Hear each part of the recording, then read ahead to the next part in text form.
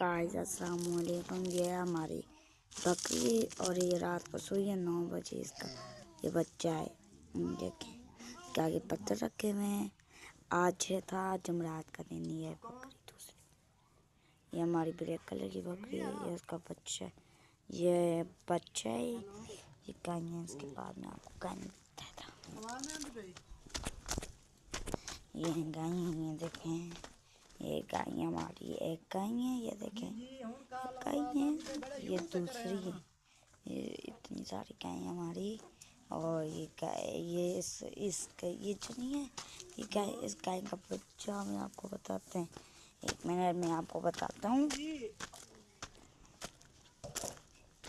ये है इस गाय का बच्चा।